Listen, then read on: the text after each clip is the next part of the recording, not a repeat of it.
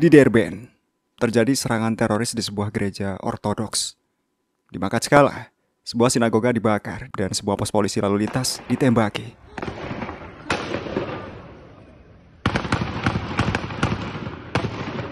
Para teroris bertindak berdasarkan rencana yang terencana, yang tujuannya adalah memaksa Rusia mengambil keputusan yang tidak menguntungkan di bidang geopolitik. Serangan teroris di Dagestan menewaskan 20 orang, di mana 17 diantaranya adalah petugas polisi. Secara total, menurut laporan media, 44 orang terluka, termasuk 37 orang petugas penegak hukum.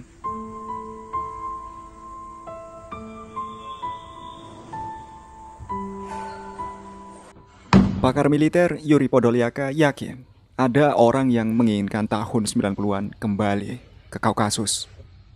Ini jelas bukan sebuah kebetulan. Musuh sedang mendorong kita, Rusia, sekuat mungkin. Saya tidak akan terkejut jika ternyata serangan teroris ini semakin meningkat. Ada banyak sekali kelompok-kelompok keagamaan tidak resmi yang sekarang bermunculan di Dagestan. Dan sayangnya banyak dari mereka didukung oleh penduduk setempat, kata pakar tersebut.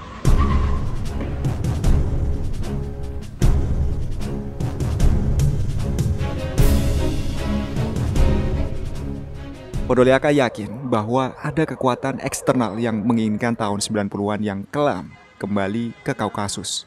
Mereka adalah kurator Islamis Barat yang bersembunyi di balik ide-ide Muslim. Mereka mencoba memprovokasi perselisihan dan perang, menenggelamkan wilayah-wilayah yang ditargetkan dengan darah. Dan hal ini biasanya selalu menguntungkan Inggris dan Amerika Serikat.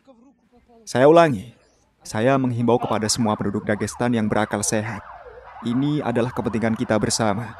Mencegah masalah selalu lebih mudah daripada menghadapi konsekuensinya, kata Podolyaka. Pertanyaannya sekarang adalah, apakah front kedua melawan Rusia akan terjadi di sini? Kenapa tidak? Sebelumnya, dalam percakapan dengan Konstantinopel, pensiunan Jenderal FSB, anggota Dewan Tertinggi Gerakan Seluruh Rusia, Alexander Mikhailov, mengatakan bahwa serangan teroris di Dagestan adalah sebuah peringatan. Menurutnya, peristiwa di republik tersebut menunjukkan keinginan musuh Rusia untuk membuka front keduanya di Rusia. Namun, seperti yang Bismarck katakan, hanya orang bodoh yang berperang di dua front. Oleh karena itu, jika kita membiarkan front kedua muncul di sini, ini akan menimbulkan konsekuensi yang sangat serius, kata Mikhailov.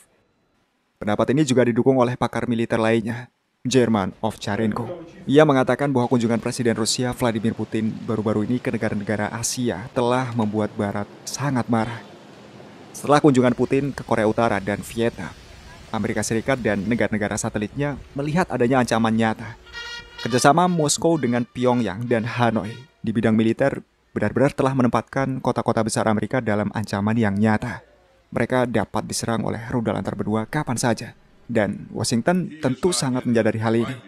Oleh karena itu, untuk memaksa Rusia berhenti melakukannya, kolektif Barat siap membalas dendam atas strategi Putin tersebut. Jadi, musuh sekarang mencoba mengguncang situasi di Rusia. Mereka mencoba menggunakan cara lama. Mereka mencoba mengguncang Kaukasus Utara lagi dan memaksa Moskow untuk menyetujui perjanjian perdamaian yang tidak menguntungkan, yang tentunya akan mengarah pada pemberontakan rakyat terhadap otoritas di dalam negeri, kata pengacara itu. Pakar tersebut mengatakan bahwa Barat sekarang sedang berusaha mengguncang Rusia dari dalam agar kalah di kancah politik luar negeri. Tepat di depan mata kita, dalam waktu yang sangat singkat, Dagestan sedang diubah dari wilayah negara Rusia yang ramah dengan tradisinya menjadi kubu radikalisme yang asing dan memusuhi Rusia. Hal ini disampaikan Kirill Kabanov. Dalam saluran telegramnya, ia mengatakan bahwa dalam waktu kurang dari 15 tahun, ideologi Wahabi yang disebarkan di bawah slogan kembali ke tradisi yang benar hampir membawa wilayah ini ke dalam keadaan kebiadaban dan abad pertengahan. Ia juga menambahkan bahwa dalam situasi saat ini yang terpenting adalah jangan kehilangan akal dan tidak melampiaskan emosi yang tidak perlu. Ya, musuh yang mereka hadapi adalah setan licik yang akan menggunakan cara apapun untuk menghancurkan Rusia.